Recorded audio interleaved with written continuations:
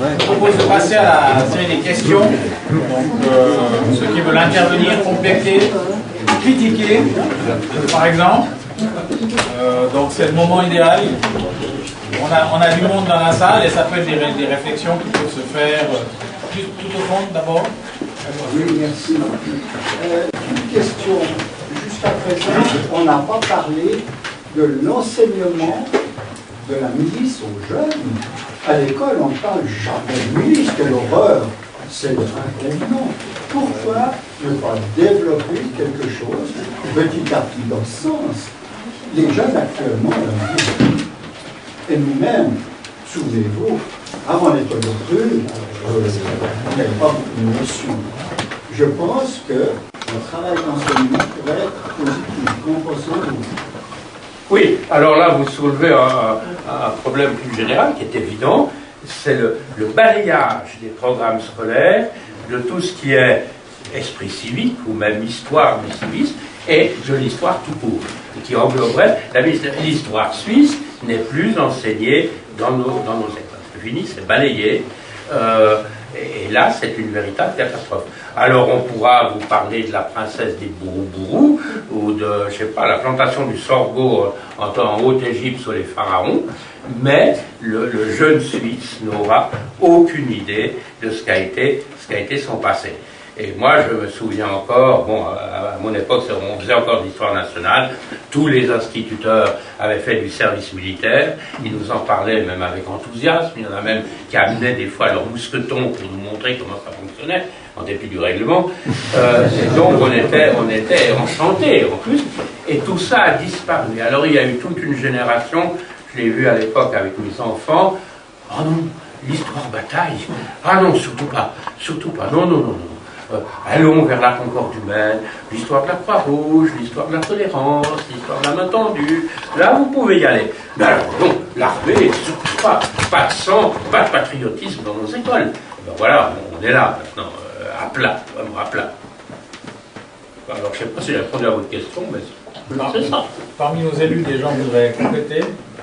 Oui, mais alors, juste une chose. Est-ce que, au niveau des institutions politiques de haut niveau, Berne, les cantons, il ne pourrait pas y avoir des députés, des personnes, des lobbies de citoyens qui interviennent pour défendre cette position? Parce qu'elle est importante. Alors il y a, je suppose, je ne suis pas dans les arcanes de la politique bernoise suisse, mais il y a quand même un certain nombre de députés qui sont plus ou moins conscients du problème. Quand j'ai sorti mon bouquin sur la menace qui pèse alors sur la civilisation en général et la Suisse en particulier, qui est sorti il y a 2 ans, on en avait envoyé un à tous les députés et l'éditeur avait organisé une séance de discussion. Et bien sur l'ensemble des députés, il y en a 2 qui sont venus. Alors qu'on posait dans ce livre des questions fondamentales concernant le problème des menaces, etc. C'est exactement pour ça qu'on a créé le lobby citoyen, justement. C'est parce qu'il n'y a rien qui se passe. Et donc, il faut arriver, se lever, puis d'essayer de faire entendre cette voix un peu plus loin. Et quand on a des gens comme ça qui nous appuient, ben, quel que soit le parti, on peut arriver à faire entendre un autre son de cloche. L'instruction publique n'a pas été considérée comme un département stratégique par les conservateurs depuis longtemps. Alors, il y a une espèce de reconquête, je vous avais compté, mais il y en a 8 sur 24 qui sont UDC maintenant dans l'instruction publique. Ça peut avoir quelques changements. Mais c'est les conférences d'instruction publique au niveau intercantonal, c'est le programme ARMOS, c'est tout ça. Probablement que si c'était plutôt les enseignants 68 arts, encore qu'ils prennent la retraite, ces temps ils ont pris le plein, que les députés qui explosent dans le train Genève-Berne, ça pourrait arrêter les choses. Si je peux me permettre une remarque à propos des catastrophes, il y a un film qui tourne en Allemagne que M. Blackman présente sur ce qui se passerait dans une ville s'il n'y avait plus d'électricité. Ne serait-ce que ça, c'est un exemple qu'ils ont choisi parce qu'il est particulièrement illustratif d'une crise qui pourrait être extrêmement grave, simplement parce qu'il n'y a plus d'électricité. Donc c'est pas seulement des sujets de train qui explosent, hein, ça peut être... Oui, bon, il y a des listes comme ça. J'ai 3 pages sur les menaces possibles. Mais vous avez raison. Une grande ville, l'électricité s'arrête complètement pendant une semaine. C'est la décomposition. Monsieur derrière. J'avais une question Je qui voulais seulement mentionner ce que M. Langendorf nous a raconté. C'est pas seulement ça pourrait venir, c'est là. Nous étions cambriolés par des professionnels. D'abord, ils ont essayé de casser le coffre, ils ont paralysé.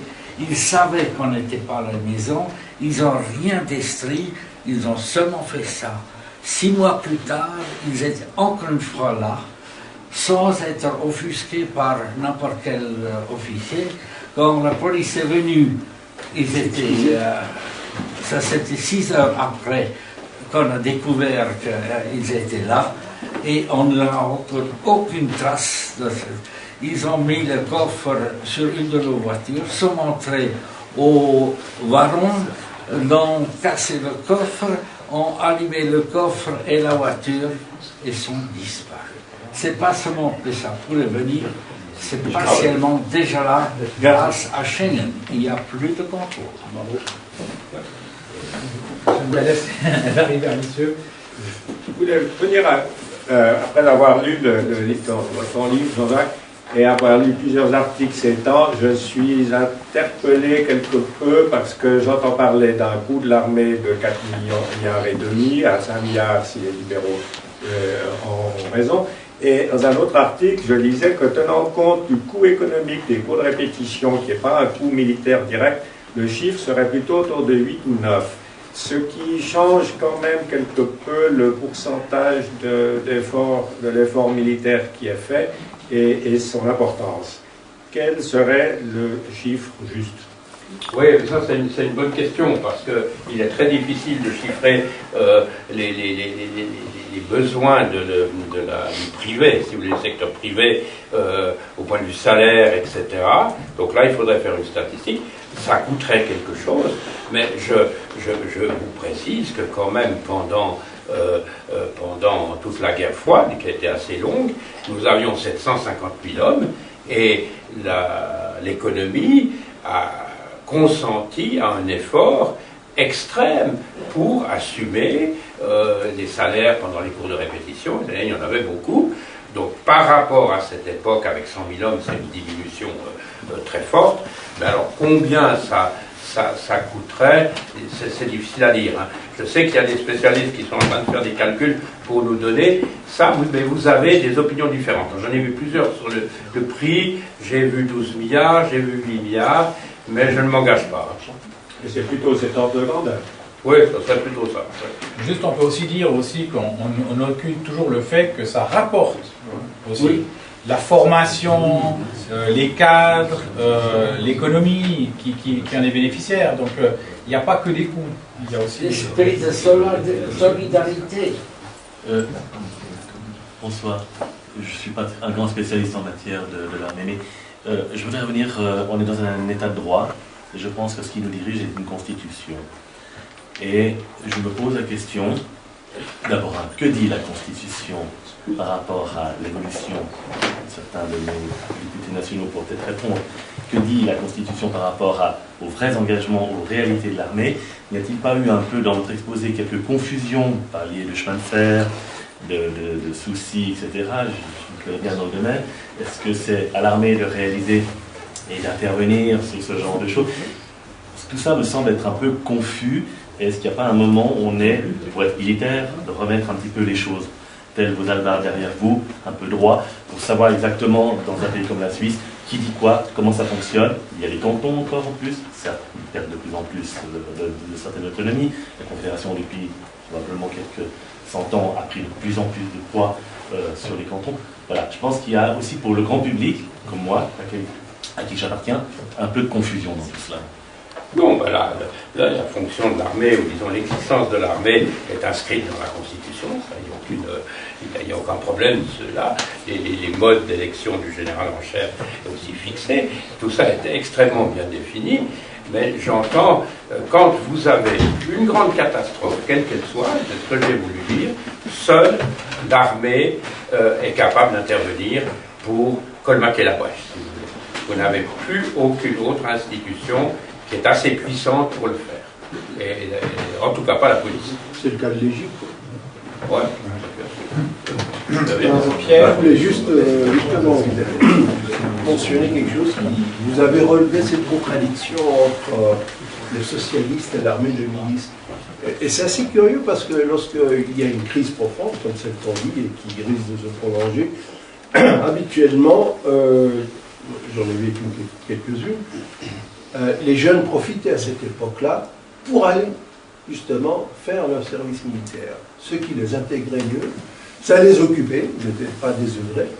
Et en même temps, j'ai constaté dans certains pays méditerranéens que j'ai connus, que l'armée avait un rôle formateur. La marine, dans certains pays, était une source de formation de mécaniciens, de spécialistes, etc. L'aviation aussi. Donc l'armée a perdu cette dimension un peu de formateur, de soudure de la société. Et c'est curieux parce que c'est justement les socialistes qui sont en train, comme vous l'avez souligné, sont en train de détruire ce lien social. Absolument. Tout à fait. J'aimerais aussi peut-être donner un exemple d'une région relativement proche de nous où l'armée n'a pas joué ce rôle de remettre de l'ordre après un désastre. L'exemple, c'est que pourtant la Suisse connaît bien parce qu'il y a beaucoup de troupes qui ont été. Moi-même, j'étais en tant que membre du corps suisse d'aide en catastrophe, donc il y a à peu près une quinzaine, vingtaine dans ce pays, c'est la Bosnie. Oui. Si vous prenez la Bosnie comme exemple, c'est un pays type, donc où il y a quelques années seulement avant le déclenchement de la guerre, il y avait même eu les Jeux Olympiques. Un tiers des ménages, donc des mariages en Bosnie étaient multiculturels. Et quand vous étiez dans Sarajevo, même pendant la guerre, donc je l'étais donc pour l'État, pour la Suisse, vous n'entendiez, vous rencontriez absolument personne qui voulait la guerre. Mais dans ce pays, il y a eu le désordre tout autour. Donc les troubles ont commencé au Kosovo. Ensuite, ça a dégénéré avec la Serbie, ce qui est devenu la Serbie, avec la Slovénie, ensuite à la Croatie. Mais la Bosnie n'était au début en tout cas pas concernée. Les troubles ont débuté, donc ils étaient relativement anodins, mais étant donné qu'il y a une personne pour régulariser, pour contrôler ce dérapage, comme l'armée suisse l'a fait à Sierre pendant les inondations, le pays est très rapidement entré en guerre. Et partiellement aujourd'hui encore, et donc la Suisse connaît ce genre d'exemple parce que la Suisse engage des troupes, donc l'armée suisse au Kosovo, donc qui est juste à côté, et je ne comprends pas que dans ce pays qu'on ne puisse pas expliquer ce type d'exemple et de faire comprendre aux gens qu'effectivement il y a des menaces réelles qui existent et que beaucoup de gens chez nous ont personnellement même connu. Et c'est un peu un paradoxe, parce que le message qu'on entend souvent dans la campagne actuelle, c'est de dire, voilà, il faut une armée pour l'aide humanitaire, pour apporter aux gens un secours. Même en étant un ancien du CICR, en ayant fait une quinzaine de missions pour le corps suisse d'aide en catastrophe, je trouve ça excessivement dommage, voire dangereux, parce qu'on veut donner à l'armée suisse plus qu'une mission subsidiaire.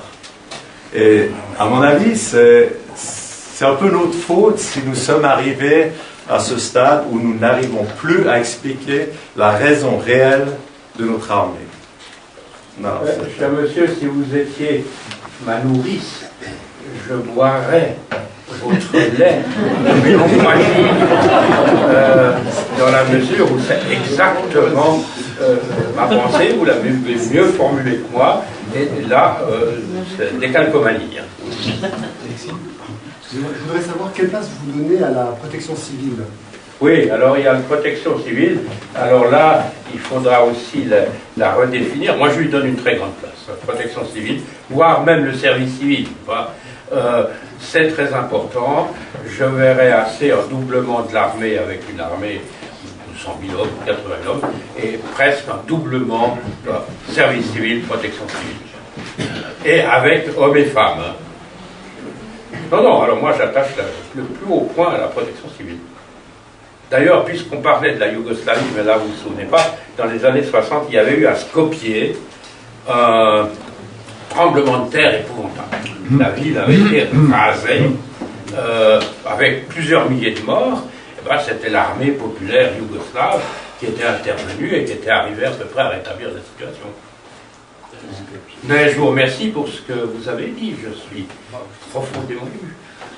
Juste pour revenir, avant de passer la parole à monsieur, sur l'armée, c'est pas que des hommes en armes.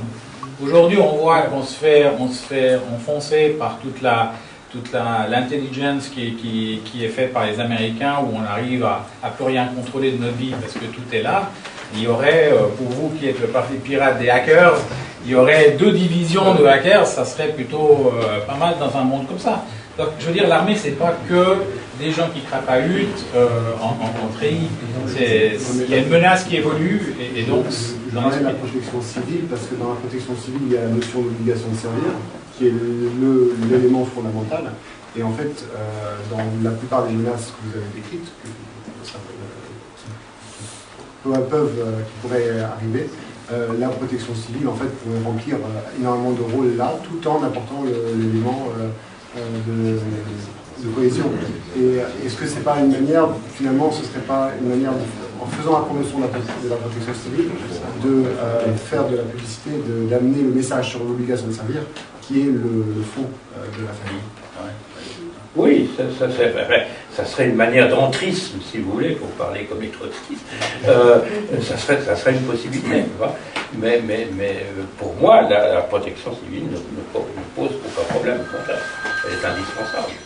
Monsieur ? Oui, bonsoir Monsieur Landendorf, je suis capitaine Albert, je voudrais juste vous donner la vision d'un jeune commandant de compagnie.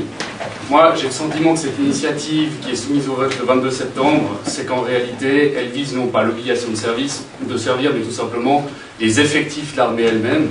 Alors, si on prend pour base, par exemple, 1000 volontaires masculins chaque année et 100 volontaires féminins chaque année, ça voudrait dire qu'il nous faudrait environ 25 ans pour mettre sur pied une armée de 30 000 hommes. Avec cette armée-là, on pourrait tout juste surveiller l'aéroport de Genève et de Zurich, mais on n'aurait aucune réserve stratégique à disposition et on pourrait intervenir dans aucun cas à la faveur des autorités civiles. Qu'est-ce que vous pensez de cette analyse? Est-ce que vous pensez que c'est un scénario qui est juste ou est-ce que je suis complètement à côté de la plaque? Donc vous pensez que nous n'arriverions pas à lever suffisamment d'hommes pour arriver aux 100 000, ou bien c'est ça? Absolument. Oui. Absolument. Ah, ben moi je pense qu'il suffit de décréter que la levée se fera sur tant d'hommes, qu'on en retiendra tant par année, et on arrive à remplir les effectifs. Si par exemple, l'année prochaine, je conserve 25 000 recrues, en 4 ans, j'ai l'effectif rempli. Je crois que vous n'avez pas compris ma question. Est-ce que si on table uniquement sur le volontariat, parce que c'est ça l'illusion qu'on essaie de nous vendre, on n'arrivera jamais à avoir les effectifs dont on a besoin pour remplir les missions. Je vous connaissais, je vous avais mal compris. Mais ce que je veux dire, c'est est-ce qu'on peut partir légitimement du principe que dans une armée de volontaires telle qu'elle est proposée par le GSSA et puis ses sbires, est-ce que le chiffre de 1000 militaires masculins volontaires chaque année, de 100 militaires féminins volontaires chaque année, est-ce que c'est des chiffres qui sont crédibles? Oh, c'est crédible. Le discrédit, c'est paradoxal, mais vu le discrédit de l'armée auprès des tas de gens, l'enrôlement est très faible. Voir l'Allemagne, voir la Belgique, voir la Suède, qui a actuellement un problème qualifiant. Donc absolument, une armée de volontaires n'arriverait pas à remplir les effectifs. Merci. Ouais, je voudrais juste revenir sur 2 personnes qui ont posé 2 questions. Je me présente Miguel de Métral et je m'occupe avec tous les ordres de la commande d'arrondissement des journées d'information. Et ça, c'est une des questions que nous vient souvent les jeunes nous posent justement. Quelles sont les missions qui sont données à l'armée par la Constitution? Et elles sont en soi, c'est 3 missions. La première, c'est la défense du territoire, et c'est vraiment la défense du territoire, c'est assurer que partout sur le territoire, il n'y a pas de zone de non-droit, et c'est le territoire qui est défendu. La deuxième, c'est l'aide en cas de catastrophe et l'appui aux autorités civiles. C'est cette mission-là qui aujourd'hui est mise en avance par les réformes de l'armée pour avoir une armée avec des engagements beaucoup plus réalistes, en faisant des économies et surtout en augmentant justement les engagements de l'infanterie, des troupes de sauvetage, de génie. Et la dernière, c'est le maintien de la paix, l'aide à l'étranger. Alors, ça c'est les missions. Et après, vous avez parlé de la PC, l'engagement, que c'est l'aide en catastrophe, ça devrait être la PC plus que l'armée. Alors, la différence entre la PC, l'armée, la police, on a parlé avant que la police, on peut les engager pendant 72 heures. La PC, c'est une semaine, voire une semaine et demie, maximum. Après, il n'y a plus l'effectif pour faire le tournus, parce que tout simplement, par la loi, on ne peut pas engager quelqu'un en service de la PC plus de 7 jours d'affilée en une année. Donc voilà, ça c'est déjà un. Et c'est comme ça, en fait, tout le système de sécurité en Suisse est bien constitué, et c'est comme une poupée russe. D'abord, vous avez la police, les pompiers, le système médical qui est en place, qui eux sont des professionnels, qui eux ont une manœuvre de environ 72 heures maximum. S'il faut un engagement plus longtemps, il y a la protection civile qui prend le relais, et s'il faut plus longtemps, 1 mois, 2 mois, une année, voire plus, c'est l'armée qui avec des bataillons se relève, indifféremment. Et ça, c'est le système. Et ça, c'est ce qu'on appelle la réserve stratégique. C'est ça de quoi on parle quand on dit réserve stratégique. Je sais que pour certains, c'est un peu abstrait. C'est justement de venir et donner dans le temps un appui à nos institutions qui sont, elles, constituées de professionnels. Voilà, merci. Alors, je me présente, Major Keller, commandant de l'arrondissement militaire de Genève. Je reviens sur 2-3 trucs que j'ai entendus. Au niveau des jeunes, n'oublions pas que l'armée a dû baisser l'âge de servir. Donc, en général, les militaires, ils ont terminé leur jour à l'âge de 30, voire 34 ans. Ce qui fait qu'aujourd'hui, la plupart des jeunes ne voient jamais papa revenir de l'armée. Ils ne savent pas ce que c'est, ils n'ont pas cette passation que nous avons vécue, soit par un oncle ou un grand-père ou autre. Ils n'ont plus ce côté-là. Et une fois que c'est leur âge de venir à l'armée, le père, même s'il l'a fait jusqu'à l'âge de 30 ans, ça n'a rien à voir avec ce que c'est quand le jeune de 18 ans, il rentre là-dedans. Donc là, on a parlé d'éducation civique et autres au niveau de l'école, c'est clair, mais il y a aussi tout ce rôle qu'il y avait la famille avant, la famille, je dirais le papa qui rentrait et tout ça, qui expliquait pourquoi il partait au cours de répète. Les gens n'ont plus ça. Les jeunes d'aujourd'hui, on les voit, nous avons à peu près 2000 jeunes qui passent par année dans les journées d'information. C'est des jeunes qui ont entre 17 et 19 ans pour la plupart, sans parler d'un grand nombre de personnes, à peu près 200 par année, qui sont naturalisées, qui n'ont absolument aucune idée sur l'armée suisse. Donc, il ne faut pas oublier que ce n'est pas que la faute de l'école, mais aussi le système qui a voulu, pour faire plaisir au patronat, baisser l'âge. Ben voilà, ça fait partie des résultats. On a parlé aussi du coût. Il y a eu quelque temps en arrière un article dans Le Temps concernant le coût du service militaire, et là je crois effectivement que c'était noté autour des 12 milliards. Nous avons fait un petit calcul, vu le coût par heure que ça soi-disant coûtait à la société pour qu'un militaire fasse son service. Il faudrait que chaque militaire soit salarié de 70 francs par heure. Je vous rappelle que l'âge de servir, c'est de 20 à 30 ans. Je connais peu de jeunes à cet âge-là qui ont un salaire pareil. Donc les chiffres, il faut quand même les regarder et les analyser un petit peu avant de tout prendre comme ça. Au niveau de la formation, quelqu'un avait parlé de la formation. Sachez qu'aujourd'hui, l'Association suisse des cadres reconnaît les formations effectuées par les sous-officiers supérieurs et les officiers. Bientôt, les sous-officiers aussi seront reconnus par des équivalences dans le civil. Donc ça revient dans le domaine civil. On voit le patronat qui revient vers cette appréciation des cadres militaires, contrairement à ce que tout le monde pense, qu'il ne faut surtout pas dire qu'on est cadre à l'armée. Au contraire, il faut vendre ces capacités-là et elles refonctionnent, je devrais dire. Petit exemple, aide en cas de catastrophe. Sachez que Fukushima, après la catastrophe qu'ils ont vécue là-bas, ils ont nécessité plus de 10 000 personnes dans les secours pour aider la seule ville de Fukushima. Je ne parle pas de tous les villages aux alentours et autres. Quand on pense aux chiffres qu'on nous propose aujourd'hui pour la nouvelle armée, c'est juste pas beau. Imaginez la centrale de Mühleberg qui explose, c'est à peu près le même résultat que ce que vous aurez à Fukushima même. Finalement, la protection civile, puisque je m'occupe aussi de l'obligation de servir protection civile, donc non, je ne change pas d'uniforme tous les jours, la formation est un gros problème. On peut effectivement mobiliser un certain nombre de personnes, nous avons des formations rapidement engageables en protection civile, mais on a un problème de formation, soyons réalistes. Sur les 5000 personnes qui font, 7000 personnes qui sont actuellement astreintes à la protection civile, à peu près la moitié font des cours de répète, et ceux de 2 jours par année, pour la moyenne. Je ne parle pas des cadres et autres. Hein. Sur les 500 et quelques qui sont envoyés par année depuis le centre de recrutement, à peu près la moitié sont envoyés immédiatement à la réserve. Ils n'ont même pas fait un jour d'école de recrue d'instruction de base. Donc en cas de catastrophe, oui, nous avons un petit groupement de forces engageables, mais très peu de gens sont tout de suite capables de prendre une pompe à eau, par exemple, pour enlever une inondation, etc. Ils ne savent pas utiliser leur matériel. Ça, c'est la réalité d'aujourd'hui. C'est une question de financement, en fait. Il n'y a pas d'argent pour payer les gens de la protection civile. Ça coûte directement aux communes et aux cantons. La Confédération ne contribue pas, sauf pour les cours fédéraux. J'ai terminé avec... Quelque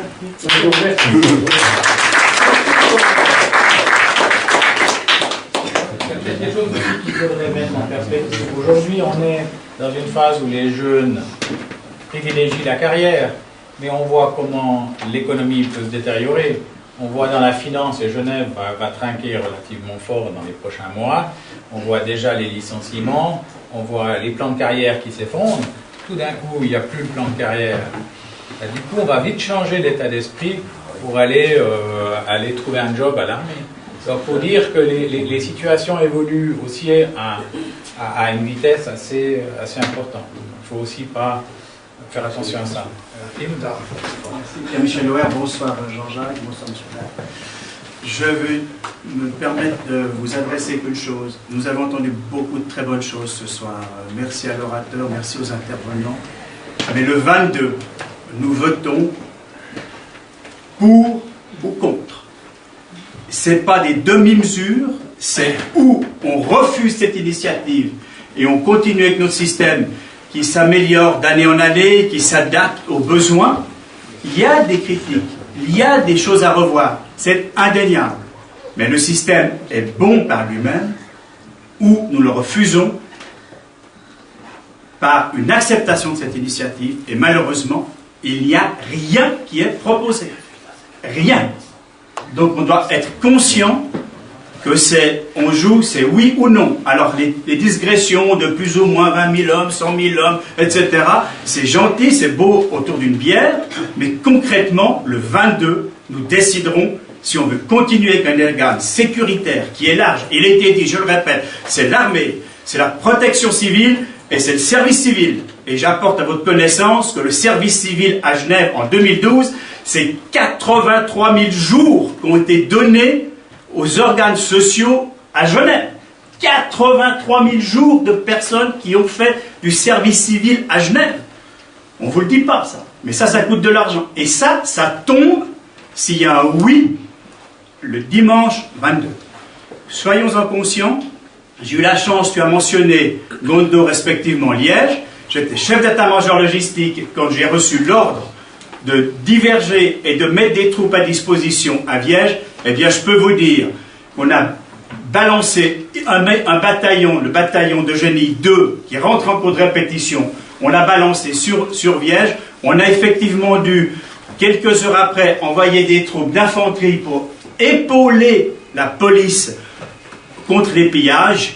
Et ça s'est fait avec des miliciens. Et ça a été extraordinaire. Les gens ont joué le jeu. Les gens ont... c'est indescriptible. Il faut l'avoir vécu, et quand on l'a vécu, on se dit, mais l'homme peut se dépasser, et c'est un cas pour porter secours à nos concitoyens. Donc, je le répète, le 22, c'est oui ou non. C'est un joker.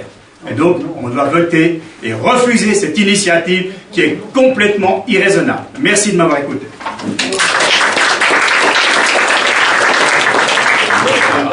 Des questions? Moi, oui.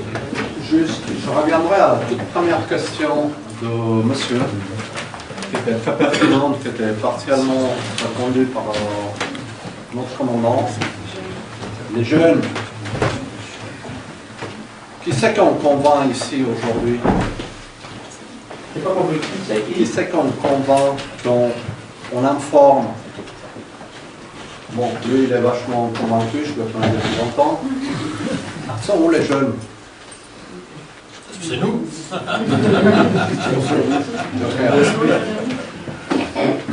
Voilà, c'est juste la petite remarque, et puis je l'ai dit souvent, certains... Oui? Pierre Sloman, tais-toi et vote plateforme. Il est jeune. Donc jeune, enfin j'espère. Pour essayer de donner... Convaincu.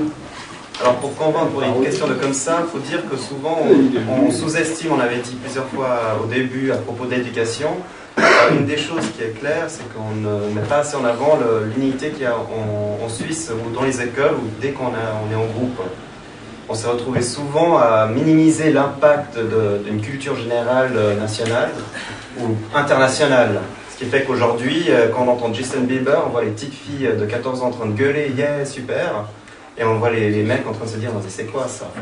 Mais il n'y a plus la question de qu'est-ce que c'est la Suisse, qu'est-ce que ça représente, qu'est-ce qui est là. C'était qu'à l'université où j'ai pu apprendre enfin l'histoire par ma propre demande, qu'est-ce que c'était la Suisse, que ça fait depuis le XIIIe siècle que ça existe. J'ai même eu des débats avec des professeurs qui disaient que le nationalisme, ça fait depuis que la Suisse qui existe, et c'est pas les Français qui sont si heureux de le dire à tue-tête qui l'ont inventé. Mais ce qui revient alors pour éduquer la jeunesse, j'ai commencé février dernier une plateforme pour essayer de centraliser les différents articles, centraliser les différentes sources d'informations pour que, au lieu qu'on perde 2 heures à chercher sur Internet les différentes informations pour les votations, j'ai essayé de les centraliser sur mes plateformes, sur mon site qui est justement votation.info au pluriel, pour donner l'opportunité aux gens, au lieu de perdre 2 heures à chercher les informations, ils peuvent les investir directement en lisant les différents articles. La même chose avec les élections du 6 octobre. Je me suis amusé à demander sur Twitter, sur Facebook, qu'on me nomme les partis politiques qui font partie des candidats. Il n'y a personne qui a pu me répondre qu'il y a en fait 10 partis politiques qui vont voter, enfin qui offrent des candidats pour les votations du 6 octobre. Donc ça vient vraiment d'une base d'éducation, d'une base de culture générale qu'on devrait essayer de promouvoir et pas de restreindre à la population. Enfin ça c'est mon opinion personnelle que je... Moi j'aimerais juste répondre au monsieur tout à l'heure. Si on est là aussi, ici, c'est pas simplement pour vous convaincre, puisque vous êtes dans les convaincus, comme on l'a dit tout à l'heure. Ce qu'il y a, c'est que ça suffit pas uniquement de voter oui ou non. Ce qui compte, c'est d'aller en parler autour de soi. On ne peut pas juste se cantonner à dire ben moi je voterai non et puis c'est tout. Il faut les convaincre autour. Oui. On a un travail de militants à faire, tous. On doit sortir de notre réserve, je l'ai dit tout à l'heure. C'est quelque chose qu'on n'est pas habitué à faire. Il faut qu'on aille parler aux voisins, qu'on aille le convaincre. Et ça, c'est quelque chose qu'on n'a plus fait depuis bien longtemps. Je vais juste me permettre encore de prendre la parole. Sur le ton positif, sachez que sur les 2000 et quelques jeunes qui sont passés entre nos mains, avec Miguel et Pablo et d'autres, la plupart sont motivés à servir, que ce soit du service civil ou protection civile, s'ils sont déclarés autrement aptes ou autres, ils sont quand même motivés. Nous leur faisons remplir des petits post-it en fin de journée. Comment vous voyez-vous à l'armée ou quel genre de service voyez-vous? Alors il y en a, protection civile, d'autres services civils, d'autres, que ce soit des militaires sauveteurs, des charistes, tout ce que vous voulez. Il y a de tout. Et franchement, je pense que je peux compter sur les doigts d'une main, en 1 an et demi de fonction et 1 an et demi de post-it, que les gars, ils disent « je veux rien faire ». C'est faux. Les jeunes, ils veulent faire quelque chose, mais ils n'ont rien compris. Quand ils viennent à 18 ans chez nous, ils n'ont rien pigé. Alors on espère avec nos journées les informer, mais c'est aussi à nous, je dirais à tout le monde, d'essayer d'informer de manière intelligente les jeunes. Souvent, quand je vais comme ça manger une pizza en ville ou autre, il y a beaucoup de jeunes qui viennent vers moi, ils n'ont pas encore fait cette journée, et ils ont un tas de questions, ils ont un tas d'idées préreçues et autres, on essaye de les remettre, on leur dit venez à la journée, on va vous expliquer. Mais sachez qu'ils sont motivés, les jeunes, ils sont bien et ils veulent faire quelque chose. Pas nécessairement militaire à crapahuter avec un fusil, mais ils veulent faire quelque chose. Donc c'est un point positif. Voilà. Oh. Peut-être juste avant, donc on vous propose un petit apéro derrière. Ajouter quelque chose. Ça n'arrête plus la défense de la milice, puisque je me suis engagé l'année dernière, je suis en Suisse d'Autriche, très fortement pour le maintien de l'armée, qui est une armée de milice, un peu différente de l'armée suisse. Il y a une armée de cadre, une armée de milice en Autriche. Et effectivement, il y a eu une votation, un référendum, sur la question, voulez-vous supprimer l'armée ou non? Tout le monde donnait dans les statistiques, dans les sondages, ça sera oui, suppression de l'armée. Et divine surprise, 62% de vote et, d'après les analyses, beaucoup de jeunes, maintien de l'armée. Et alors, les Autrichiens ont fait une chose, j'en ai parlé à beaucoup d'officiers généraux suisses, l'idée n'a jamais beaucoup pris, c'est 6 mois de service militaire. Et quand ils arrivent au service militaire, la première semaine, ils touchent leur matériel, on fait leur treillis, voilà. Et pendant une semaine, c'est une série de, pas de cours, mais de présentations, histoire du pays, les forces disponibles, l'économie des pays voisins, que peut la Hongrie militairement, comparaison avec la Suisse. Et au bout d'une semaine, ils ont déjà une vision beaucoup plus précise de ce qu'est leur situation en tant que jeunes soldats. Là, je pense qu'il y aurait peut-être un exemple à suivre.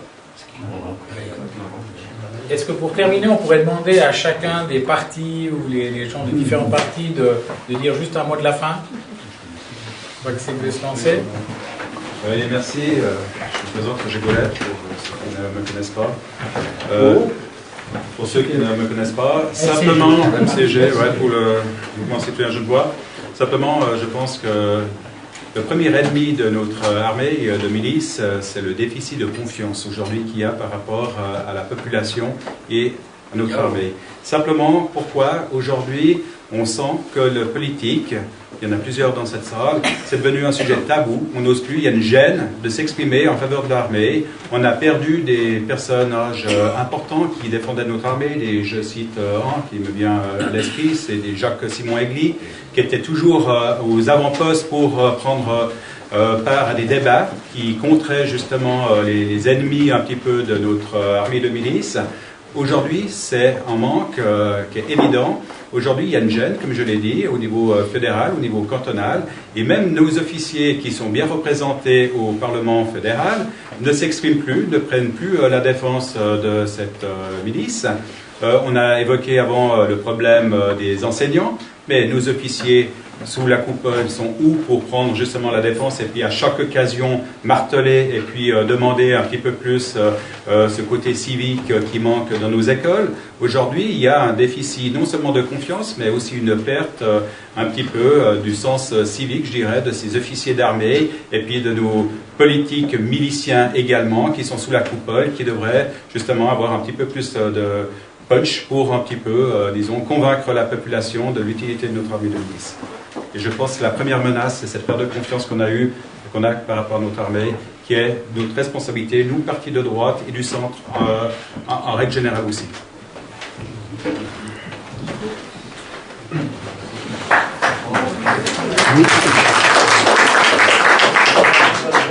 Bon, moi j'ai déjà parlé plusieurs fois, donc je ne vais pas en rajouter trop. Mais le problème est effectivement culturel. L'histoire d'Hegel avec l'esclave et le maître, c'est pas juste une question de muscles ramollis, mais aussi de pensée. Et c'est très frappant dans tous les débats à propos du GSSA, c'est ça. Au bout de 5 minutes, après avoir dit que c'était des gens affreux et des ennemis de la Suisse, chacun bat sa coulpe sur les faiblesses internes à notre capacité ou incapacité d'avoir une culture qu'on peut transmettre à la génération d'après, une armée qui sait ce qu'elle fait. Enfin, on réalise très très vite que l'ennemi intérieur, il est très à l'intérieur. Et par conséquent, c'est une bataille culturelle, on parlait de l'éducation, de manière générale, jusqu'à ce qu'une une autre atmosphère de fierté naturelle, pas d'arrogance, revienne aux Suisses, il va falloir un certain nombre de souffrances, parce que pour le moment, apparemment, la peur et la souffrance ne sont pas suffisamment présentes pour donner envie de se défendre. Peut-être que la crise nous y aidera. Nos voisins sont assez peu sympathiques avec nous, ça a créé quelques réactions. Et puis, certains remercient même le GSSA de permettre enfin un débat sur la nécessité de l'armée et surtout du pourquoi de cette nécessité. Et moi, j'ai toujours pensé que les débats étaient généralement hors sujet parce que le prix, le temps qu'on aura pour les enfants, toutes ces questions-là n'ont pas tellement de sens. La question de fond est existentielle. Est-ce qu'on est un peuple qui a envie d'être encore là demain, ou bien est-ce qu'après tout, on admet qu'on puisse faire sans nous? Si c'est dans le deuxième cas, effectivement, l'armée ne sert à rien. Et le problème est aussi, je crois, enfin, la gangrène est au niveau des élites, plus qu'au niveau de la population. On n'a pas de doctrine de politique étrangère. En 1815, on nous a donné une raison pour l'armée, c'était une utilité intérieure, parce que la Suisse avait besoin de ça, et puis c'était une justification extérieure, parce que l'Europe avait besoin d'une Suisse qui soit neutre et armée. Donc on était cadré parfaitement, et ça nous convenait parfaitement. Le monde a changé énormément. L'Europe est aujourd'hui un bloc parmi plusieurs autres. Ces blocs vont se faire des guerres économiques, peut-être militaires. La Chine est devenue une puissance maritime, ce qu'elle n'avait pas l'habitude d'être dans la millénaire qui précède. Et la Suisse a su se trouver une nouvelle doctrine de politique étrangère avec la guerre froide, lorsqu'on s'est retrouvé sans neutralité européenne à l'ancienne. Mais la Suisse n'a pas su positionner sa raison d'être pendant les 20 ans de monde monopolaire américain, et encore moins depuis la crise financière qui ouvre l'acceptation du fait que nous avons un monde multipolaire, que le monde multilatéral onusien de l'importance d'un droit international qui vous sécurise, tout ça a volé en éclats, et qu'on est un îlot sur un continent qui ne va pas vers le beau, et que la Suisse, dans un monde nouveau, n'a pas encore trouvé sa place. Donc, un jour ou l'autre, il faudrait laver le cerveau de M. Bourkhalter sur la...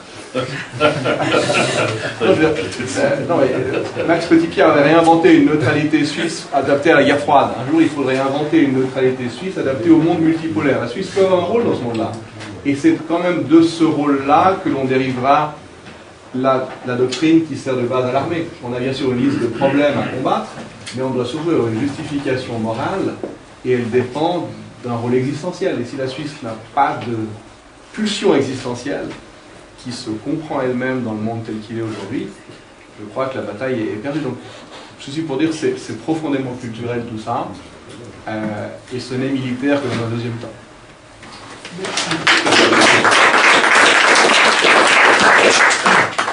Laurent Sédou, des Verts libéraux.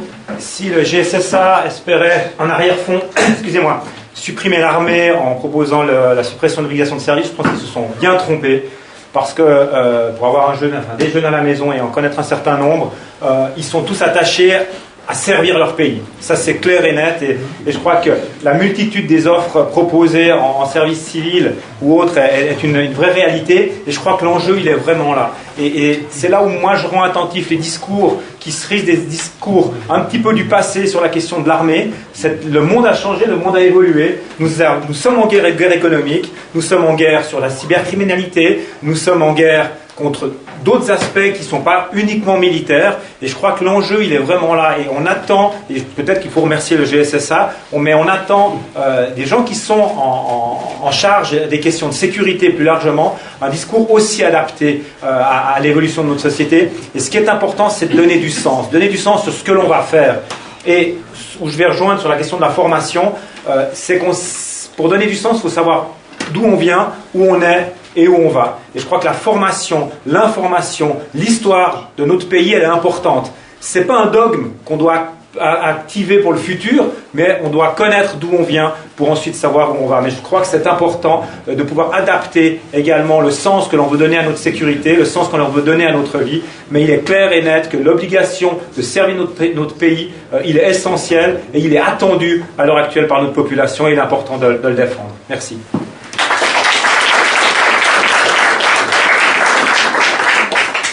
Alexis Roussel, le président du Parti Carabiste. Donc moi, je veux juste dire un tout petit mot, c'est quel que soit le résultat, et même si le résultat est non, il ne faut surtout pas arrêter le débat qui est là, les remises en cause on a eu beaucoup de bons éléments ce soir de réflexion, et cette réflexion et ces changements doivent se faire, quel que soit le résultat du 22 septembre.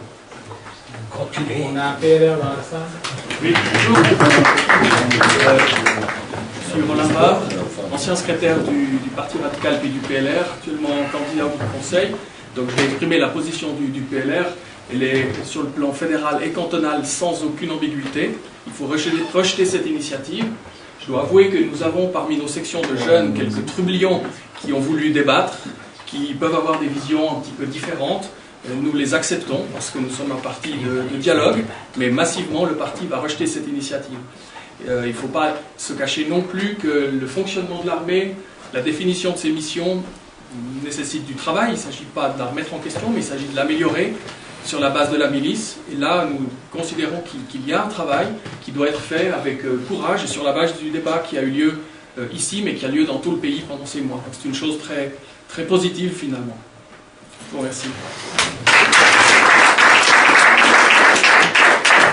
Pour conclure, il me reste à proposer à notre conférencier de ce soir quelque chose pour échanger.